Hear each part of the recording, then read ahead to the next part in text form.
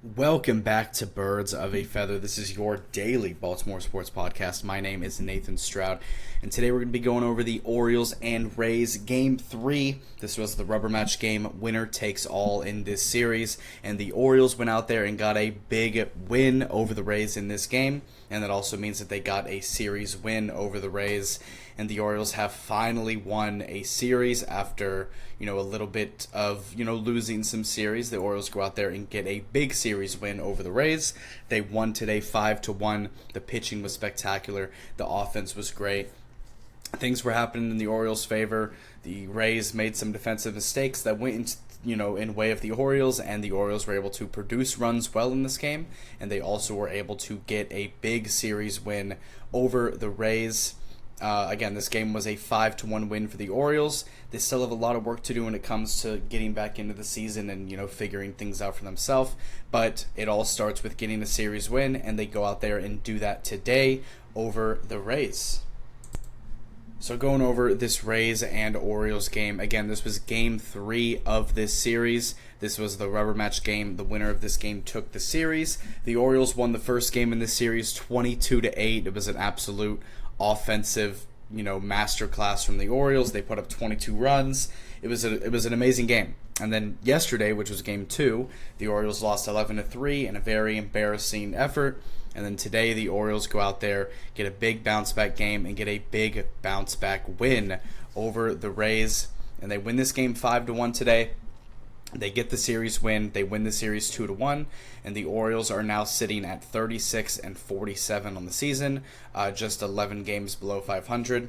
Again, they were 9 games below 500 last week, and they went out, lost some games, lost some series, and here they are, 11 games below 500. You got to kind of work with what you got and just move forward with the best way that they possibly can. They do have another series starting tomorrow in Texas. It is a little bit of a road trip against the Rangers. We just played the Rangers last week, but we're playing them again starting tomorrow, 3-game series in Texas. Hopefully the Orioles again can go out and win that series, because every single series that the Orioles play, they're going to have to win. And I'm going to say that until it doesn't matter anymore. But the Orioles are in a severe crunch time right now. But they go out there and get a big win today, a big series win today.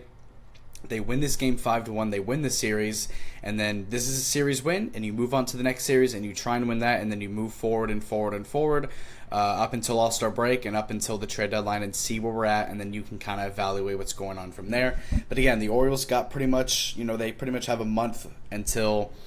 They pretty much have a month to really get, back into things, and it's possible, but they're going to need to go on a very, very big stretch of games going into All-Star break, and then also, a little bit after All-Star break as well, going into the trade deadline. So we'll see what happens with that. But again, the Orioles win this game 5-1. The offense in this game puts up 10 total hits. They get walked once, but 10 total hits in this game. They scored 5 runs on those 10 hits. Jackson Holliday was the leadoff guy in this game. He goes 0 for 3. Ramon Urias goes 1 for 3 with an RBI. Gunnar Henderson goes 1 for 4. Ryan O'Hearn goes 1 for 4 with a run scored. Ramon Laureano in this game, 1 of 2 Orioles with multi-hits. He goes 2 for 4 with 2 runs scored. Colton Cowser goes 1 for 4 with an RBI.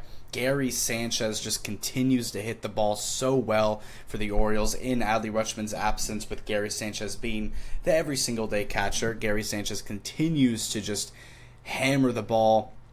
He goes 2 for 4 in this game, 2 very hard hit balls. He goes 2 for 4 with an RBI and a run scored. Cedric Mullins goes 1 for 2 with a run scored and an RBI. And then Kobe Mayo just continues to hit the ball well. He goes 1 for 3 with an RBI.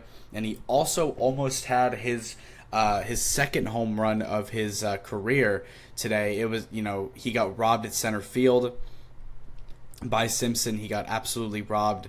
Simpson made a great leaping catch over the wall to rob Kobe of his second home run.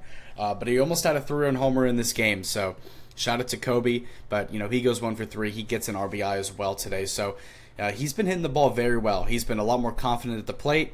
He's been hitting the ball very well. His at-bats are, way more patient. And he's really getting the hang of things. He's sitting at a 217 average, what's, isn't the greatest, but at the same time, a 217 average for someone who is struggling as much as he was is a really big turnaround. And now Kobe Mayo actually has a higher batting average than Cedric Mullins. And Cedric Mullins actually has the worst batting average of an Orioles player right now, sitting at a very low 213. Obviously, Cedric started off the season amazing. He still is actually leading the team in home runs hit with 12, but he started off the season great. Obviously, he was hurt for a little bit, came back, and he just has not really been good over the past over a month or so. He just has not been really good at all. He does get a hit today. He does get an RBI, which is good to see from him. But, Cedric Mullins is also somebody who is being talked about a lot as someone who could potentially get traded to a contending team. And he definitely is lowering his trade value with the way that he's been playing over the past month and a half or so. We'll see. I'm sure that there's a team that's out there that would definitely want to go get him for his name value. Obviously, he was a former All-Star, former All-Star starter, actually, and also, just somebody who has a lot of respect from a lot of teams. He's still an amazing defensive center fielder, and I think that just based off of his defensive capabilities, I think a team would definitely go out and try and get him. But he definitely has been lowering his trade value. So, again, this upcoming trade deadline, July 31st, and the week leading up to that next month, it's going to be a very interesting week for the Orioles. It's going to be a very interesting time because we'll see where they're at. If they can go on a very big run, then they will potentially stay still or even buy. But from the way that things are looking, they're probably going to have to sell. We'll see what happens. Obviously, you have to keep your glass half full instead of half empty, and just kind of be positive about things. But this Orioles team, again, they're going to have to go on a very big run. They're going to have to go on a, not historic run, but they're going to have to go on a really good run for them to not sell at the deadline. And Cedric Mullins is definitely one of those guys that would get sold at the deadline. But if you look at the Orioles lineup today, as you can see, Jordan Westburg is not in the lineup once again. But there is optimism that he will be back sometime during this upcoming series against the Rangers. He doesn't have to go to IL because of the re-inflammation of that finger injury and him injuring that finger again. He doesn't have to go back to the IL list, but he did have to have a few games off, which is fine as long as it's not nothing long term. So hopefully he'll be back in this upcoming series against the Rangers. But speaking of IL, the Orioles did get the news today from Tony Mansolino that Zach Eflin is going to be headed to the IL list probably tomorrow. Zach Eflin in yesterday's game got pulled after only one inning. He gave up 5 hits and 4 runs in the only inning that he pitched. Obviously, Zach Eflin was the starting pitcher in yesterday's game. Got pulled after only one inning due to lower back tightness. And now it seems that injury is a little bit serious, and they're going to be moving him to the IL. I don't know if it's going to be the 10-day or the 15-day. I think it's going to be the 10-day because they said it shouldn't be anything too bad. But if he's having to go to IL, then that is that is something to be, concerned about. So with Zach Eflin going to the IL, obviously he's had some really bad starts. He's had 3 back-to-back really bad starts now, including yesterday in the only inning that he pitched where he gave up 4 runs. But with Zach Eflin going to IL, it does leave an open spot for the starting pitching. And with Cade Povich already on IL, Cade Povich can return, I think, July 1st. So here in only a couple days, Cade Povich is eligible to come back, and he did just have a AAA start. So I could definitely see Cade Povich coming back and just kind of replacing Zach Eflin in this lineup.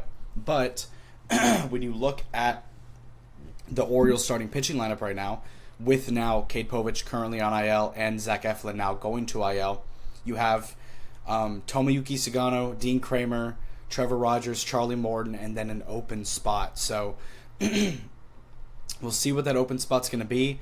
I think it's going to be Cade Povich. I think Cade Povich is going to come back here in at least the next week or so. He's going to come in, replace Zach Eflin. So it'll be, Tomoyuki Sugano, Dean Kramer, Cade Povich, Charlie Morton, and Trevor Rogers. That'll probably be the 5 moving forward until Zach Eflin comes off of IL. And then from there, you kind of have to figure out who you want to move down. But again, going over the pitching with this game, speaking of the pitching, going over to the pitching in this game, we got to talk about the man of the day. The man of the day, player of the game today, Dean Kramer goes out there today and goes 7 innings scoreless. 7 shutout innings for Dean Kramer. He only allows 3 hits and 1 walk in this game. No earned runs, no runs in general, and he also collects 6 strikeouts in the process. Dean Kramer has lowered his ERA to a 4.27. His ERA was sitting in like the mid to high fives for quite a while this season, but he has now had back-to-back-to-back very good starts for the Orioles. He goes 7 shutout innings today. Again, 6 strikeouts, only gives up 3 hits and a walk. Only 4 total base runners, no runs for Dean. He is now 7-7 on the season. 7 wins for Dean Kramer. That's actually the most by any Orioles pitcher this season. So you can even argue that Dean Kramer has been the best Orioles pitcher this season. It's between him and Tomoyuki Sugano. Obviously, Trevor Rogers is having a great season, but he's only had 3 starts, so it is a small sample size. But we will see him tomorrow in Game 1 of the Rangers series. But Dean Kramer, an incredible day today. 7 scoreless innings, 6 strikeouts, 93 pitch count across 7 innings. He was out there doing his thing. He looked very calm, very cool, very collected. Shout out to Dino, man. He's been great this season. He's been great, especially recently. Started off the season pretty bad, but he has really flipped his season around. Very similar to like Charlie Morton. But Keegan Aiken doesn't give up a run, and then Felix Bautista goes into the game to close out the game with a 5-run lead. He does give up a solo home run, but he also does collect 3 strikeouts to, all the outs in the 9th inning were strikeouts, which is cool to see from Felix. Does give up a solo home run to to Brandon Lau, but it's fine. It's whatever. But the Orioles do win this game 5-1. Again, it's a huge win. Zach Eflin is going to IL, which is a pretty big deal, but he has been struggling, so hopefully this time off can really get his mind right, and hopefully he can come back strong, just like he did the last time when he came back off of IL, where he came back and had some pretty good starts in a row. But Zach Eflin going to IL, Cade Povich should be coming back soon. Within the next couple of days, they might have him do one more rehab start, and in that time being, we might have Brandon Young come up and start a game and see what happens. But Cade Povich should be coming back soon. It should be Tomoyuki Sugano, Dean Kramer, Cade Povich, Charlie Morton, Trevor Rogers moving forward until Zach Eflin comes back again. Even when Zach comes back, they're going to have to figure out what they need to do with the pitching lineup. But the pitching lineup that we have right now is solid. I'm happy with it. We've seen some very promising starts. Obviously, Tomoyuki Sugano's had some, pretty bad starts, in a row here recently. But overall in the season, he does have the best ERA out of an Orioles pitcher who has more than 5 starts. Trevor Rogers obviously has done amazing in the 3 starts that he's had. Charlie Morton has completely turned his season around. He's been doing well. But yeah. Again, this Orioles team is not in the greatest position, obviously. As we know, they are still 11 games below 500. There is still a lot of work to do. But this is what they got to do, man. They put themselves in this hole, and they got to dig themselves out of it if they want to not make this season a waste. But again, they have, this is really the final month to do it. If they could end off June on a high note, which they, get the series win today, which is a big positive, but it's all going to be about July. June and July were the 2 months for the Orioles that really were going to matter the most. And after June, I'm not going to say the final, month record because the month isn't over yet, but early to mid-July up until All-Star break, this team is going to have to be completely locked in moving forward with this Rangers series moving forward. I think we play the Rangers, then we play the Braves, then we play the Mets. So all 3 of those series, this Orioles team needs to be locked in. They need to go out there and win every single series they play all the way up until All-Star break. And I'm telling you right now, if they lose a single series going into All-Star break, and we can actually go and check their schedule right now. But if we go and look at their schedule right now, they play the Rangers, then they play the Braves, then they play the Mets, and then they play the Marlins. If they lose any of these 4 series, then we could probably kiss this season goodbye, because they are in no position to lose any of these 3-game series. They have to beat the Rangers in this series, they have to beat the Braves, they have to beat the Mets, and they have to beat the Marlins. They have to, and I'm putting an emphasis on that, they have to go out there and win these series. They have to go out there and win these games. Again, they just won 2 out of 3 against Tampa, a very hot Tampa team.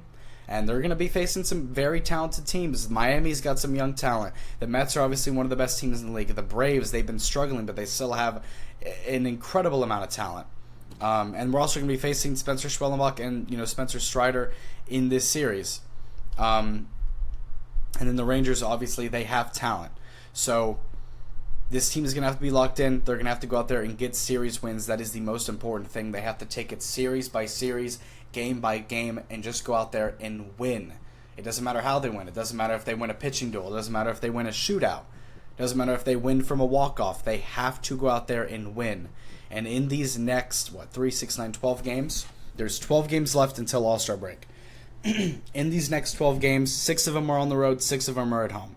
The first 6 are on the road, in Texas and in Atlanta, and then at home against New York, at home against Miami. So, again, they're going to have to be locked in. That is the main thing. They have to go out there and win all of these series. I don't care if they win 2-1. I don't care if they sweep. They just cannot afford to lose a single series going into All-Star break.